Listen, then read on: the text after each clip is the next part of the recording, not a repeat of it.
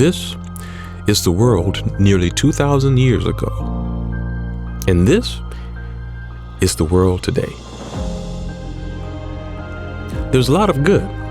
I mean, we can travel better, we can store food easier. And so, while humanity may seem more advanced externally, internally, many of us have become worse. Slaves to addictions that humans before us never even had to deal with. Why? Well, unlike 2,000 years ago, today, you want to purchase alcohol, get drunk, it's much easier to do. You want to be a glutton? Well, fast food is on every corner and it's cheaper than the healthy foods. And you don't even have to seek lust. No, now lust is seeking you on your phone, even when you're not looking for it. You don't even have to leave the house today to cheat on your spouse. No. Many do it through technology every night. The point is this: we live in a world that is set up to destroy us with sin.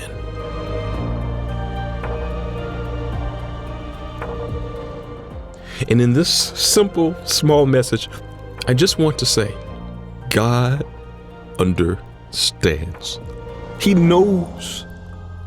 And he knows that many of you are struggling and fighting to live holy in this sinful world. And I just want to say, God gets it. He understands it. And he knows that you love him and that you truly desire to be on his side.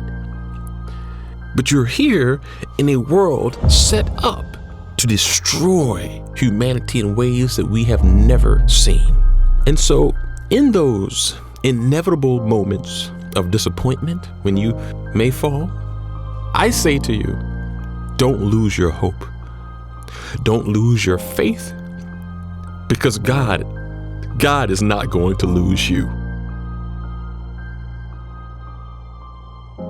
When he saved you, he knew at that moment the sins and shortcomings that you would have 10 years down the line. He already knew that the moment he called you to him. So don't now, in a moment of disappointment, think that God is going to abandon you. No, God knew every step you would take the moment his Holy Spirit brought you to him. God is a father who does not turn his back on his children. The story of the prodigal son, he's always there with open arms, just waiting for us to leave the world behind, to come out of it, and to return to him, saying, Father in heaven, I just want to seek you with everything I have. That's our God, and he understands.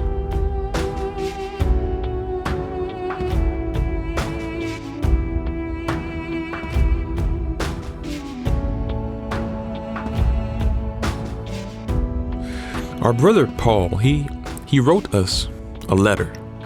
And in that letter, he says that if you walk in the Spirit, you will not fulfill the lusts of the flesh.